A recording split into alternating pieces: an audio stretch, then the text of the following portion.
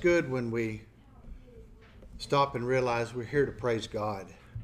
And that's implicit, I think, in all of our songs, in one way or another. It's kind of there under the surface. Good song. And the prayer itself is very good. I appreciate that. This is a beautiful day, isn't it, compared to what we've had in the last few days. Now, we shouldn't be complainers, but it's been kind of hot. And it's going to be again, they say. But this morning kind of was almost fall-like, almost, comparatively speaking. So those sorts of things, although it's the physical world, do remind us of greater goods that are awaiting us in the by and by. I fear we don't talk about that as much as we should, but I hope that it goes without saying while we're together. That's our purpose, is to prepare for immortality. That's not the subject of today's lesson, but as I've mentioned that, it reminds me of recently doing some reading in a really thick book, Fyodor Dostoevsky's book, The Brothers Karamazov. It's about 850 pages, nearly 900 pages. It's a novel. Dostoevsky was an interesting author. He lived in the latter part of the 19th century, well, actually in the mid to the late part of the 19th century. Was a very patriotic Russian who, I think he's Putin's favorite author, but I have a hard time understanding why or how. I really do have a hard time understanding. How could that be?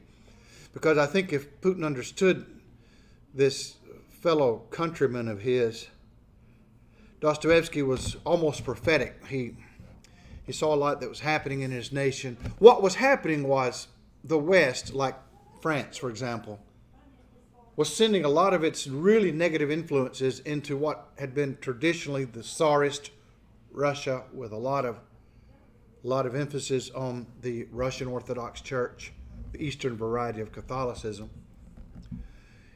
They had brought in a lot of rationalism. That also came out of Germany as well. Rationalism is the idea that human rationality alone is the determinative factor of what is truth, and what we can see and understand with our own senses is what's real. Anything beyond that's not real. Kind of coincides with this fine article that Rhonda has put in our bulletin. We appreciate that, about what fundamentalism is and how that's now considered a bad word. So read that. I'll plug that in because it actually fits into these thoughts somewhat. So Dostoevsky was decrying what was going on, that his country was being negatively influenced. There were a lot of atheists. And he was also worried about socialism. Socialism was, of course, had been articulated by a German.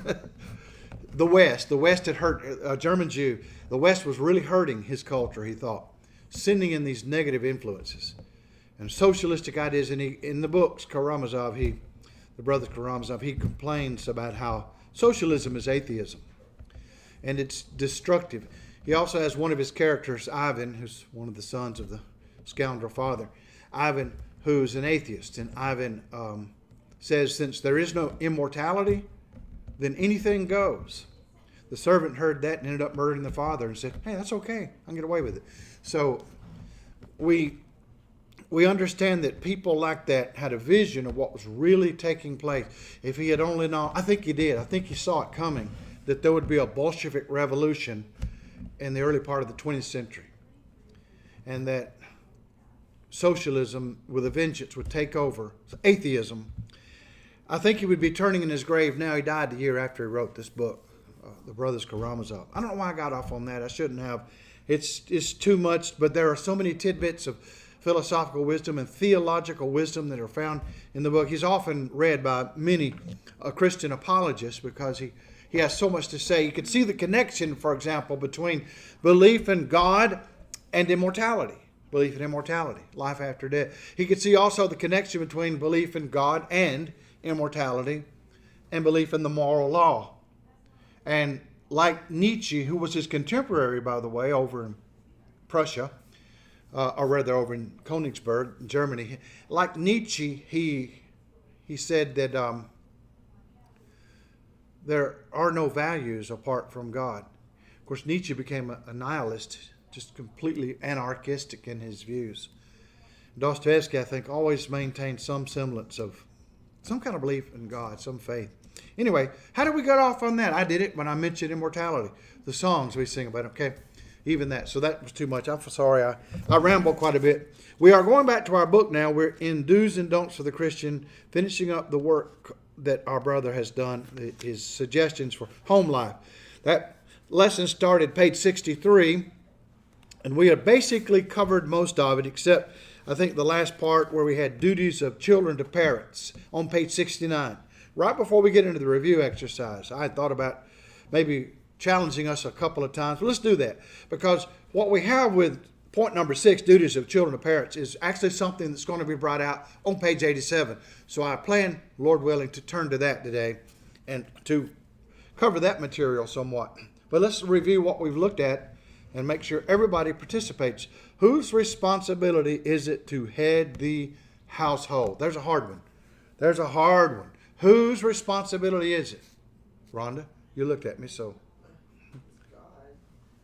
Okay, that's a good answer. In the house itself, that's a very good answer. Actually, it's God's overall, right? Good man. And that's true. That's not a popular answer, though, of course. And we could go back, and I think I've already covered this a little bit, and talk about how the radical feminists of our times, with their ideological axis to grind, are subverting these gender roles that are God-given and that are good for mankind, good for womankind, good for all of society. And they do this deliberately because their aim is to obliterate the traditional family. That's their aim, because it has served for so many centuries as the pillar of traditional society and, of course, traditional morality. Those principles are upheld by the family structure, the family unit. So tear down the family and you've torn down that aspect of society, the actual foundation for morality. So this has been their purpose. But we go back, and Rhonda's answer is the first and best answer, better than probably what Brother Brownlow had in mind. The head of the house is God, should be, for he's the head of both the man and the woman. Christ is the head of the man. Of course, God the Father is the head of Christ, according to 1 Corinthians chapter 11. Number 2, what did Paul use to illustrate how a man should love his wife? Ephesians 5:25. So he's comparing love for wife to something else, how somebody loves something else. But these things are reciprocal, you might say. The one lesson feeds off the other. Remember what it was? What's Ephesians 5? Right. Husbands, love your wives. How? Even as Christ also loved the church. And how much did Christ love the church? And he gave himself for it. Well, how did he give himself for it? He spent all his time teaching church stuff. Was that all? He was a good example for church people. Well, we know literally, historically, he gave himself in that he gave up his physical life, his well-being. He died for the church. Well, that's a strong one there, because the suggestion is a husband is to love his wife enough that he would be willing to stand in the way of harm and die in her place if threats come. Unlike I used to hear it said in Southeast Asia back when there was a war raging there, that they literally had the custom that all the women were allowed to walk ahead of the men on the trails they wanted because of landmines. But that's not the way it should be. I always heard that. I don't know if that's true or not. But that's not the way it should be done. It should be the opposite of that. Number 3, how serious offense is it for a man to fail to make a living for his family?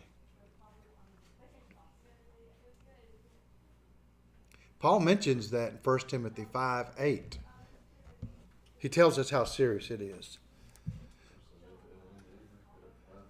Now that's pretty strong, because, well, you think of an infidel, we think of an unbeliever. You could consider an atheist there. That falls into that category. Or a Muslim, someone who denies Christ's deity and the death that he died for us for sin and that sort of thing. Well, that's pretty bad if you're compared to them. You're lumped in with that crowd because you're a ne'er-do-well and you won't provide. Everybody falls on hard times. I mean, if you live long enough, there are going to be ups and downs financially.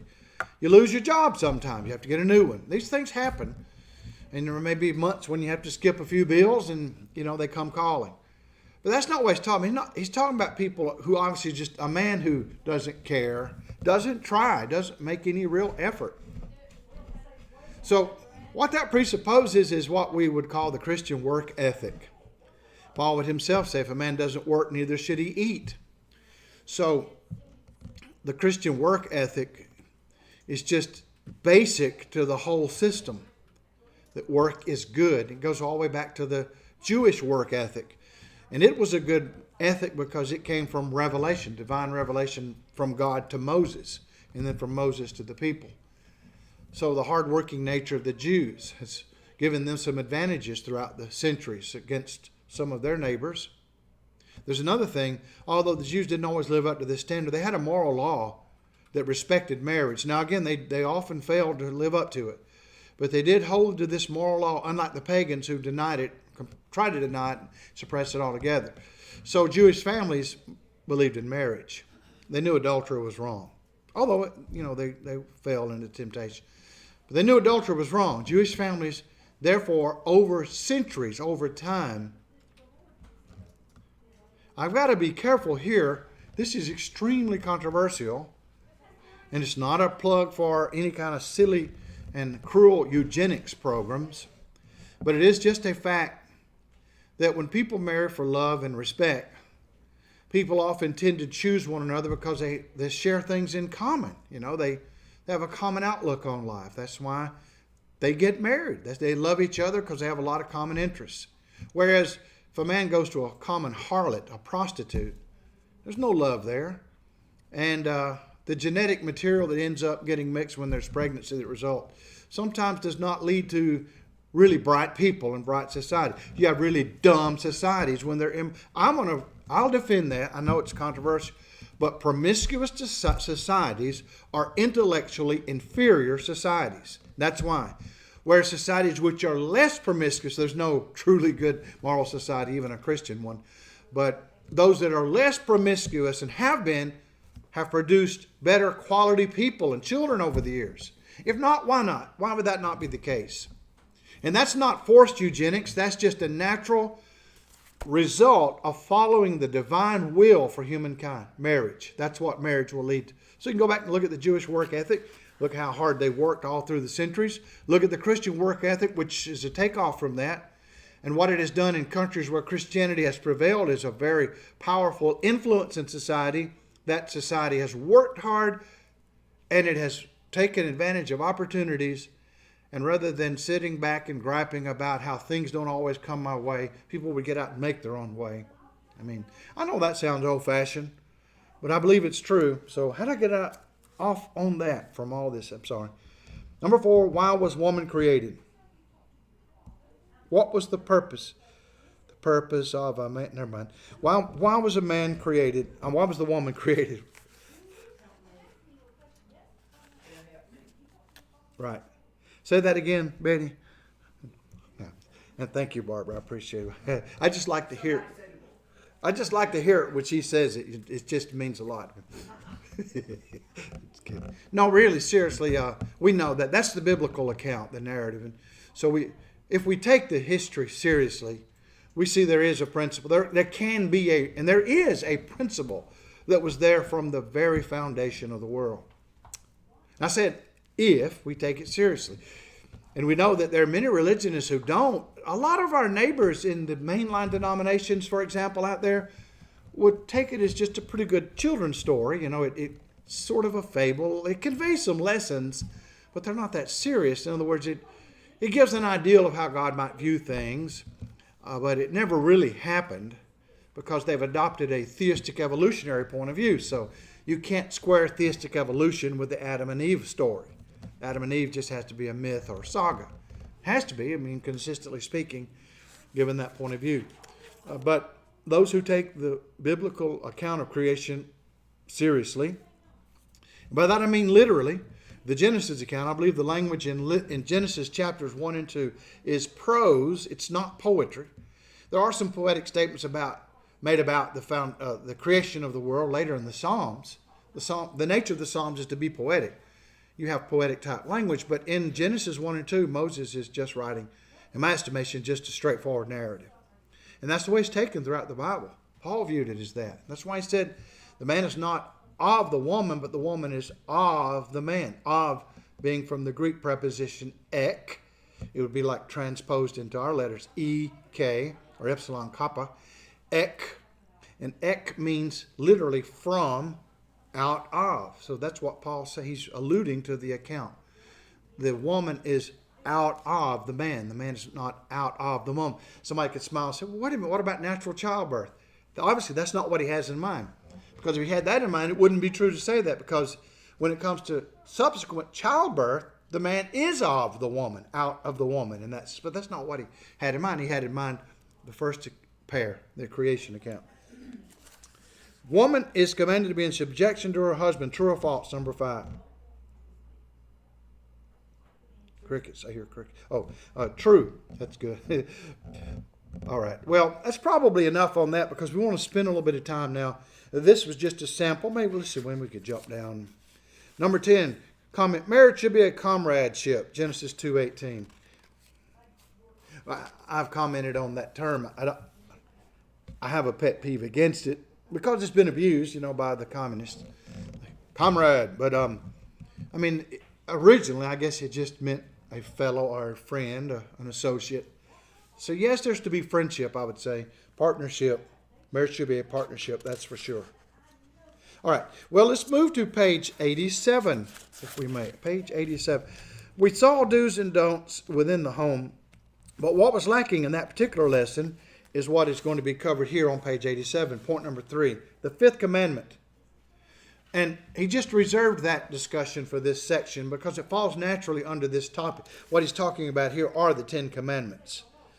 Page 85 is the beginning of this lesson. We'll probably come back and briefly look at this again later, the Lord willing. But let's go back and notice these fine words of wisdom. Exodus 20 and verse 12. And today is an appropriate day for that, really, as we're thinking of our fathers and what they mean to us, how they have influenced us in our lives. Honor thy father and thy mother. We had Mother's Day not long ago, and it's good to have this custom in our culture. We need to take it seriously as well. Exodus 20 and verse 12. Honor thy father and thy mother. Now, I'm glad that Chris brought this up on the board here on the wall.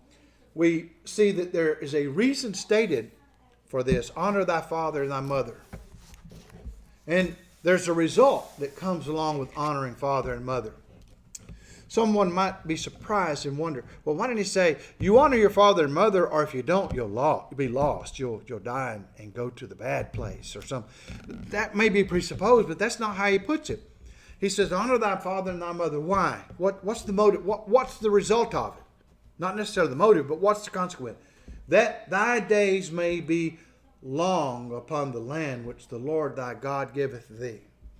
So we're talking about longevity of life, and who of us would not want to live as many days as we can, especially if we can have relatively good health and be making a contribution to society, doing what we can to do our part in history to make it better, to help change history, whatever way we can, however small it may be. We want to live long enough to get something done. I think there's a warning here that's kind of hidden, but what's really not hidden. It's just, it goes without saying. The warning is, if we dishonor our father, if we dishonor our mother, our parents, if we do that, then what might be the consequence?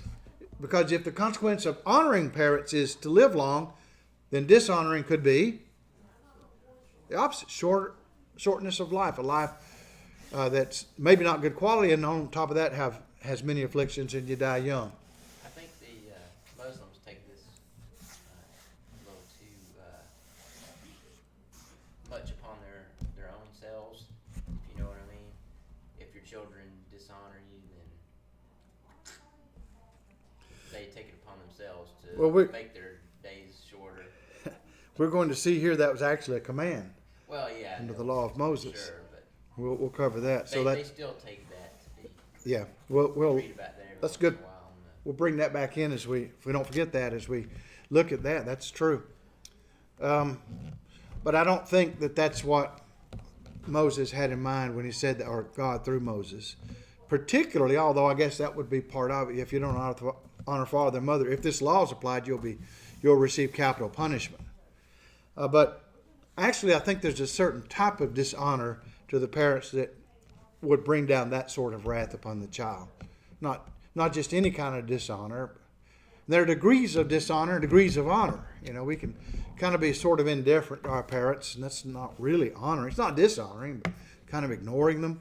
But maybe it is. Let's look at some of these things he talks about. Youth needs to honor parents. There's a tendency among youth to be disrespectful toward parents. All have noticed. Every generation looks upon the previous generation as ignorant and backward. You know, we've come of age because we're the new generation. My generation thought that, and how ironic. Then other generations came along, thought that about my generation. Now those other generations are seeing new ones come along, thinking about them. That's just a fact of human history. It's just kids tend to be that way. And I think he quotes Mark Twain here, does he not? Who says, when I was 16, I thought my father was the most ignorant man I'd ever seen. But 10 years later, I decided he was very brilliant. And I just wondered how the old man had learned so much in 10 years. We've often heard that, and that's a good quip because it helps us to see how in youth we're ignorant. And we think we know it all, and we know very little. And when we get older, we realize our folks may know more than we thought they did. Paul repeated this command in Ephesians 6 and verse 2. And that's an important statement, by the way. Had he not done so, we could still say that principle surely would be applicable if God was pleased when the Jews in old times,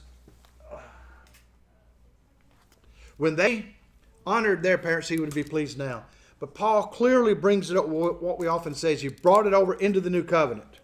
And he said, honor thy father and thy mother, Ephesians 6:2, which is the first commandment with promise, that it may be well with thee, and that thou mayest live long in the earth. So this command prohibits all, what? Hurtful acts. Don't slap your mother. Don't hit your daddy. Don't get in a fist fight with your daddy. Is that all it means? Well, no, cruel speeches. Well, I'm not making a speech. I just made a remark. It's not a speech. Well, he means, I think, cruel remarks to parents on the one hand, and enjoins all necessary acts of kindness and filial respect on the other hand. So it's positive and negative. Well, negatively, you don't beat them up. And in my case, I wouldn't have tried. My father would have won. But and positively, you treat them with honor and respect. The parents take care, protect, and sustain the children. Therefore, it is a matter of right that the children obey them. It's just the way it ought to be. I mean, you reciprocate because they brought you into the world and did all this for you. I'm preaching to the wrong group. We need to get these kids in here. Let's talk to all the kids in the world. I need my grandkids here too. But the passage limits the obedience to that which is within the bounds of God's law, obviously. And that's important too.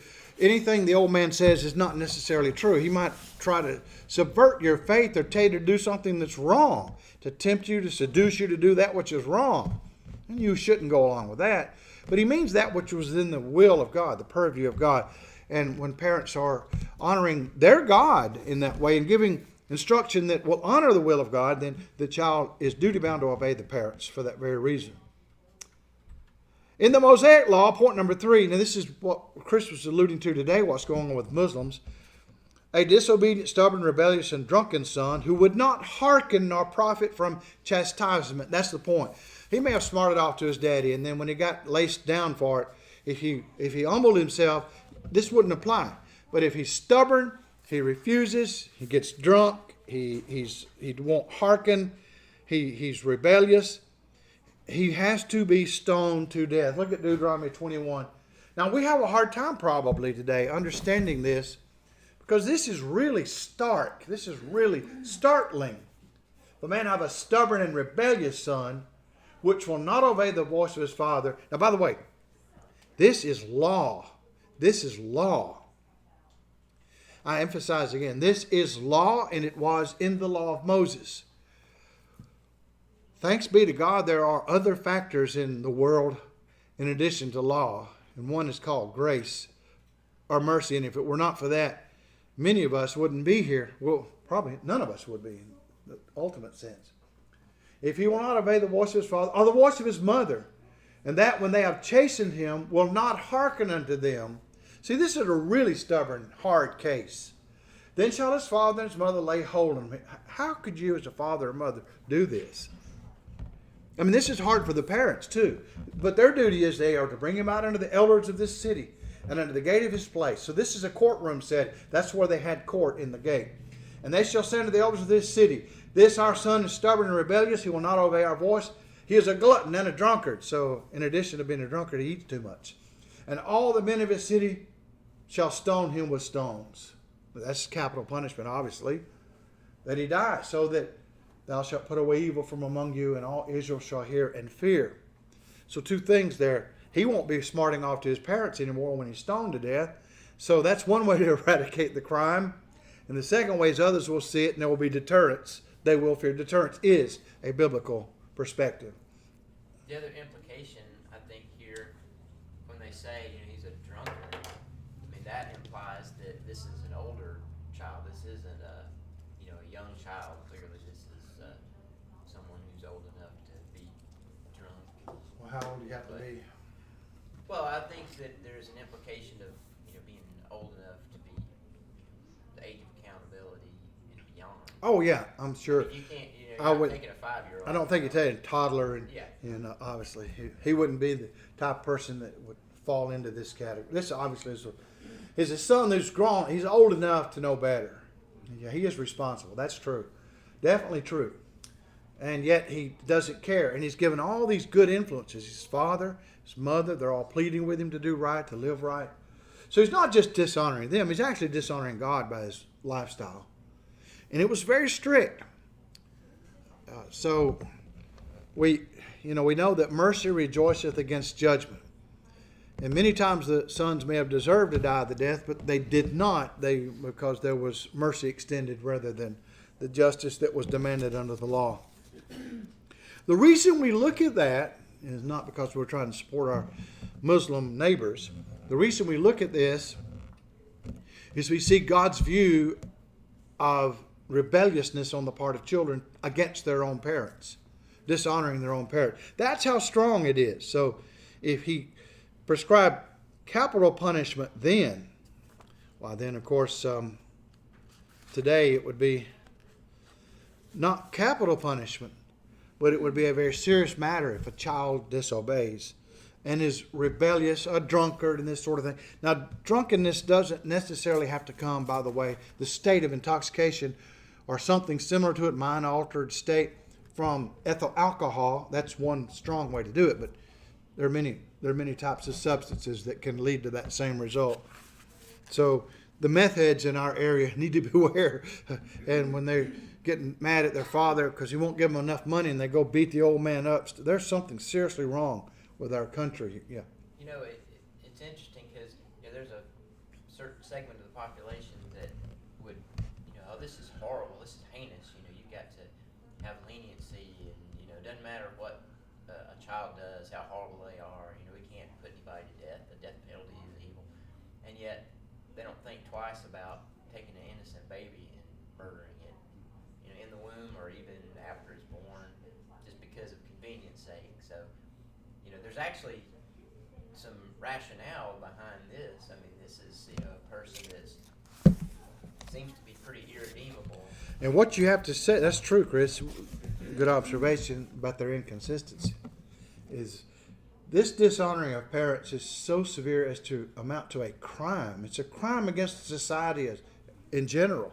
It's just the same kind of crime as, assault or robbery or murder. It's that sort of thing. It's a crime. It falls under that category and was dealt with by even the civil authority. That's the significance of going to the elders at the gate of the city. That's where they would conduct their courtroom business. And so they made a determination as a society that not just the parent, not just the father gets mad and he says, "I've got a right to kill you, son, because you smarted off." That's not what it is. It's a formal matter. This is a well-known. This is something he's incorrigible. The kid cannot be corrected. He will not give in to all the good influences they bring to bear. So there's nothing left but to punish him, and it's a severe crime. So again, the point there is God's disdain for those who dishonor their parents. Now we have some other words of wisdom, tidbits here and there. The bottom of the page, number 4. Here, words of wisdom from Solomon. Proverbs 13 and verse 1. A wise son heareth his father's instruction, but a scoffer heareth not rebuke. So I love the Proverbs, the way they're put together. They are symmetrical. One side is deliberately made to correspond to the other side to balance out the statement. Wise, scoffer. So the wise is contrasted with the scoffer, which means the scoffer is not wise, he's foolish for scoffing. A wise son doesn't scoff, doesn't get sarcastic when the parents give good advice or that sort of. He hears his father's instruction. And especially, you're thinking, of course, in the context here of this biblical statement, the father is going to give proper instruction. Again, we know that if the father were an atheist and he's telling the son to go out and murder an innocent baby or something, you wouldn't follow that. That would be wrong. That's not what he means. He's talking about right instruction. A scoffer heareth not rebuke. So the father's instruction corresponds to rebuke. So instruction might actually carry with it rebuke for action. So it's a mark of wisdom for a child to listen to his father. Here on Father's Day, very good point to look at this lesson. Number 2, a fool despiseth his father's correction, but he that regardeth reproof getteth prudence. Now, it's never an easy thing to regard reproof. In other words, to listen to it. But we take it to heart and we try to make corrections. We may not agree with everything, but we listen to the older man and we think, you know what? Maybe he was right. Maybe I shouldn't have said thus. Maybe I shouldn't have done this. Maybe I shouldn't have acted like that. And maybe he's got a point now after I look at what he's telling me. Proverbs 15, verse 5. A wise son maketh a glad father, but a foolish man despiseth his mother. So this is applicable to both parents, obviously. And that's important too. It's not just the father that must be honored, but both father and mother, the parents. Proverbs 15, verse 20. So those of us who look at our children and we see that they have grown up to do what they should, we're happy about it. And if they have not grown up to do what they should, have not yet done it, well then we are very sad about it and we pray for them and hope they will improve. And there's always hope. While there's life, there is hope. A foolish son is a grief to his father, and bitterness to her that bare him. So that's a very pithy remark. The father is grieved because every time he sees the son making more and more mistakes, he knows the pain that's coming into his life and that he's bringing to others, and his bitterness to his own mother when she sees what's happening. He that doeth violence to his father and chaseth away his mother is a son that causeth shame and bringeth reproach. Well, that happens, and it's sad to hear of patricide and matricide. These things occur more frequently in our time than they should, and they make the news a lot. Whoso curseth his father or his mother, his lamp shall be put out in blackness of darkness. So that's not a good way to live long upon the earth. He clearly points out here, you're not going to live long. Your lamp is going to be put out. That sounds pretty bad. If God puts out my lamp and he puts it out in blackness of darkness because I cursed my mother or my daddy. Hearken unto thy father that begat thee, and despise not thy mother when she is old. Of course, you don't despise her when she's young either, but as she gets old, she may require more care, more tenderness. She can't do as much for herself as she could when you were younger and she took care of you. The tables were turned. Now she's very dependent and she's almost completely helpless, maybe. So you don't despise her under those conditions. This was a problem, even in Jesus' day, as I mentioned last week, the Pharisees came in and they came up with these really weird traditions to get themselves off the hook morally. And they said, I was going to give to you, mother or daddy, but I gave it to the temple instead. I dedicated this money to the temple. So whatever I could have provided you with, they're going to get it at the temple. And of course, Jesus said, you've made the word of God of none effect by your traditions. Now, wait a minute, they would have said, Lord. They would have said, Jesus, now, isn't it true we're supposed to give of our free will offerings to the temple? Yes, that's a biblical teaching in the Old Testament. Isn't it true then it's a good work when we provide money for the maintenance of the temple? Yes. Don't we worship God in the temple and receive instruction from the law in the temple? Yes. Well, then how can you say it's a bad thing? Because they've pitted one principle against another when there was really no conflict. There never was a conflict, but they've created it. They've imagined it. It was always harmonious to take care of your parents, and that would be, according to Jesus' implication, that's the first and foremost duty. That's your priority. Take care of your parents.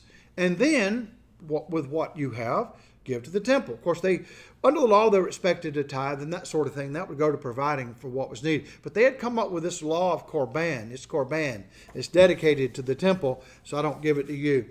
And by your traditions, Jesus said in Matthew 15 and verse 9, that's the one he has in mind. You have made the word of God of none effect. What word? Honor thy father and thy mother. That very word. You just obliterated that principle by your traditions. Your traditions are inferior to the teachings of God in the actual law of Moses. Number 8 on page 88. Whoso robbeth his father or his mother, and saith, he is no transgression, the same as the companion of a destroyer. So, in other words, I go in and get my daddy's money. He doesn't see it. But I say, that's my daddy. I say, old man, I can take his money. He doesn't need it. It's no transgression. See, and that sort of thing happens regularly. I mean, I'm sure that every week law enforcement gets called into domestic situations that involve that very kind of thing, the very sort of thing involving strife in the home where the son took off with the parents' belongings and hurt their parents. Here are some ways in which we can honor our father and mother. Number 1, we can express our affection for them in unmistakable terms. But actions speak louder than words. So he says the first thing is at least tell them you love them. At least let them know from time to time we're still thinking of you. We care about you. We love you. But he points out, but more than just saying it, we live it because actions are louder than words. Love is something that proves itself. He quotes 2 Corinthians 8:24, show the proof of your love. We manifest our love by our works.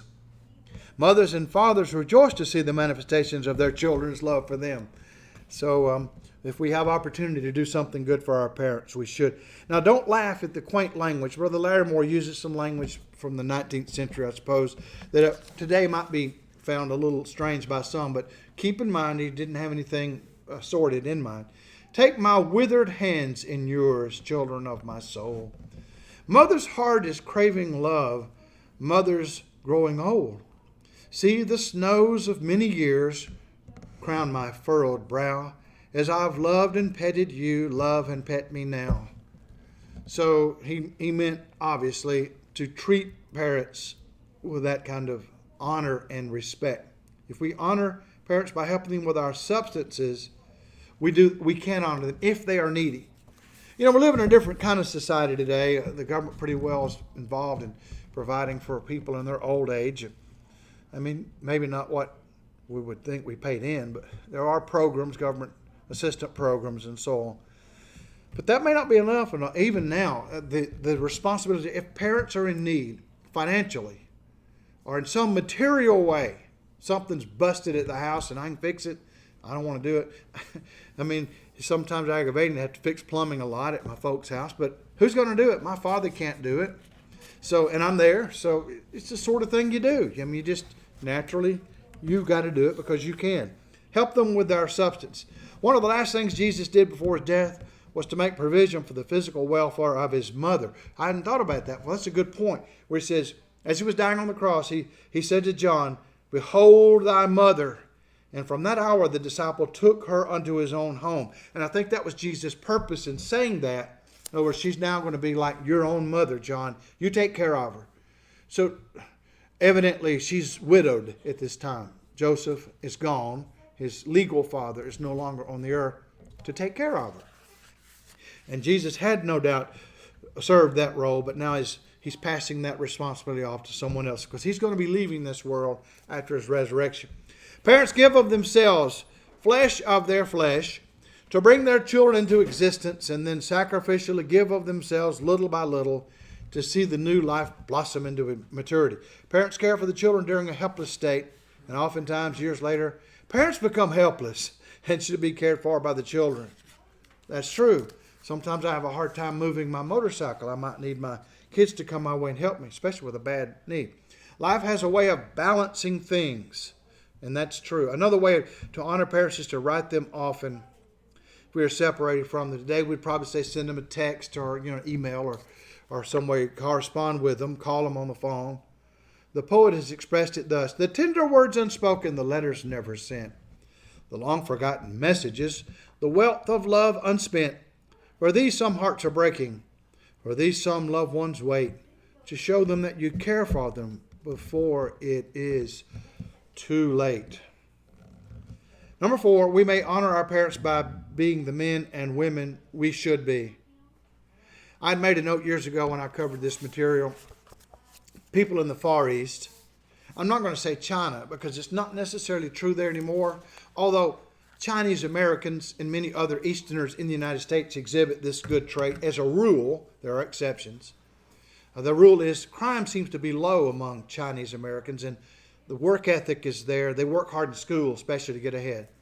In China, however, I think it's quite different. There's a lot of brutality from the government itself, but there are a lot of stabbings. Those who have lived in China, foreigners, say people get stabbed all the time there. Always getting stabbed. It's a pretty rough place sometimes. And of course, in an atheistic country where anything goes you can get away with, why would it not be that way?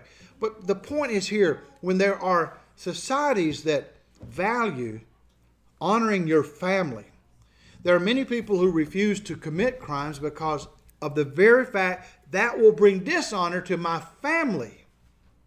So the Easterner thinks, generally speaking, the Easterner thinks a little differently from the Westerner.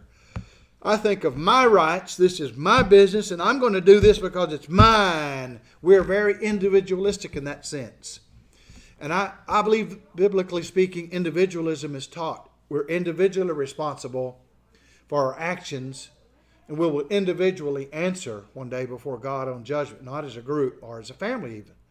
On the other hand, there is a collective responsibility, and we must show respect for our family. And I wouldn't want to commit a crime to where everybody says, oh, that Gray boy, now that's Bob and Betty Gray's son. He did this horrible thing. What does that say about the family? I wouldn't want to hurt the family that way.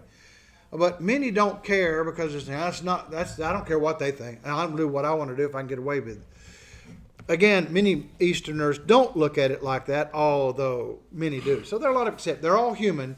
Their customs may be different, the tendencies may be slightly different, but as humans, all are sinful, whether they're Chinese or Malaysian or Canadian or United States citizens. So the parents, too, have a responsibility in this relationship. Number 6, in the child's eventual obedience to the 5th commandment. Let me go ahead and ring the bell.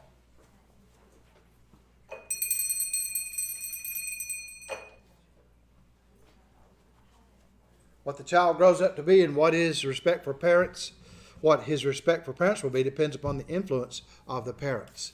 Now that's true. So some fathers and mothers command more respect. It's just naturally easy to respect them because they live the kind of respectful life a Christian would live, for example. But the challenge is, and this is the challenge is to love the unlovable. It's easy to love those that are good and kind and, who are righteous, truly live by the standard. But when they don't, that's a challenge, and yet we are still to try to do what we can to love. Jesus himself, when he grew up, advanced in wisdom and stature and in favor with God and man. So he mentions that the mind of the youth is plastic and easily influenced. So as he or she is young, that child grows up learning and learning to be socialized and to learn moral principles from the parents. Paul said, and ye fathers, provoke not your children to wrath, but nurture them in the nurture, but bring them up, rather, the King James says, in the nurture and admonition of the Lord, or nurture them in the chastening and admonition of the Lord. Chastening would, of course, be punishment, Ephesians 6 and verse 4. Solomon said, train up a child in the way he should go, and when he is old, he will not depart from it. Proverbs 22:6. What's the nature of a proverb? Is it an iron core rule that never is ever altered in the history of the world? No exceptions? No, that's not the nature of a proverb. A proverb is a general statement. It is usually the case these things happen. These are general rules. There are unhappy exceptions. Sometimes there are parents who've trained up their children in the way they should go. They've done a really sincere, good job, a very thorough job. And yet, every child is endowed with freedom of choice. So, not being robots, some children will still make bad decisions. But I have had people point out to me, my father used to point this out when I was younger. I would sometimes protest, it's not always true. Even if a child is trained correctly, that child may go bad. He said, yes, but he says when he is old, he will not depart from it. So maybe that gives hope to some as years go by. It's not always the case, but maybe the child who might be rebellious now would settle down, would come to his senses like, the prodigal son and return to the father. Woe unto the parents whose indifferent selfishness and unchristian lives hinder the normal development of their children. Now, that's true. That's a very good, strong lesson that we as parents deserve and grandparents. Note some of the blessings that come from keeping this fifth commandment to honor father and mother. A better world. And this is that point I was making earlier. I know I've harped on it a lot and I've philosophized a little too much, but it is the case that our enemies of Christianity, in that article that came out in the bulletin, has some very good material with respect to that, want to tear down the family, the nuclear family. Black Lives Matter on their website, and I'm going to say this frankly because I read it, I think they may have pulled it off since then, had as their goal the destruction of the nuclear family. Now, that's in keeping with their Marxism, which they admit. Marxists are communists. They stand antithetically against everything that's good and wholesome and right that this country has ever stood for before. So I will say that unequivocally without any hesitation whatsoever. Now, YouTube might pull us off for saying that. We'll find another way. Maybe we'll find another venue. But it's true. And all sorts of communist organizations, of the Antifa type, every one of them, or whoever they may be today, usually have as their intent to destroy the home. So, by keeping the fifth commandment, it does a lot to help strengthen the home. And if we strengthen the home, there's a fortress that stands against the onslaughts of the enemies, even in the social, moral, and political realm, because politics rides piggybacks on the moral realm. It makes for richer, nobler living. So obviously, if you've got the right attitude, you love your mother and father, and you show it, you'll be a happier person. There'll be less turmoil in your life, and that sort of. It produces happiness in the child. Again, that point. Happiness is a product of an obedient, unselfish, and useful life. I made the note here years gone by that to be wanted is a basic need. One of Maslow's hierarchy of needs is a hierarchy of basic needs and the need for food and water. And as you go up the ladder, one of those needs is to love and to be loved, to be wanted, to love and to be loved. Even common sense tells us that the respectful and loving child has a better chance to live longer than the disobedient, disrespectful, and dissipating child. Yeah, it does. So there are providential reasons why that's true, because it says if we honor father and mother, we will live long on the earth. That's generally the case if we do that. But it stands to reason, we see how that providence can bring that about. Children who live dissolute lives end up getting in trouble physically, may get killed in a car wreck or die of an overdose, and that sort of thing, or end up in prison. But those who live cleaner lives, more biblically oriented lives, are usually happier. So let's review quickly while we're waiting on them to come out. We're not looking at the first part of this because we haven't covered that part of the lesson yet. Start down at number 7. Question: what is the fifth commandment? We just discussed it. What did Moses say? Honor thy father and thy mother. That's the fifth commandment. How did Paul speak of it? Well, I guess you could say favorably, and he quoted it, and he said, and Paul brought it into the new covenant, you could say, by his inspiration. Number 8, should children obey parents when such obedience violates a command of God? Now, that's a thought question. I have a duty to my father or my mother, but my parents have commanded me, they've instructed me, I've got to do this. You don't need to go to church. You don't need to be at church anymore. It's more important you do your homework. It's more important you're involved in extracurricular activities in sports or in the band or whatever. And nothing is wrong with those other things. I'm not saying that. But that's just one example. So what should come first? A child who's old enough to make the decision should make the decision to obey God rather than man. That's obvious. Name 4 ways in which children may honor parents. 4 ways in which children may honor parents. Well, we'd have to go back and look at our lesson again, wouldn't we? Yeah, don't slap them. Number one. Don't get into a fist fight with them. That's first. Number two, he mentions help them with their material needs if we can, with our substance. And then number three, this is kind of quaint. Kids, do you write your parents every day? I don't have to. They're in the house with me. But one day when you grow up and you're gone, send them an email or whatever.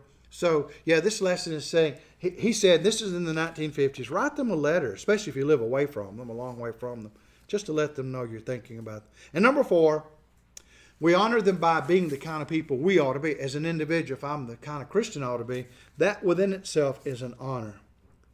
Okay, well, those are some thought questions. We didn't cover them all, but I think they help us to sort of primes the pump for us to think of more ways to make application. Any comments or any questions before we dismiss this session? All right, well, thank you for your rapt attention.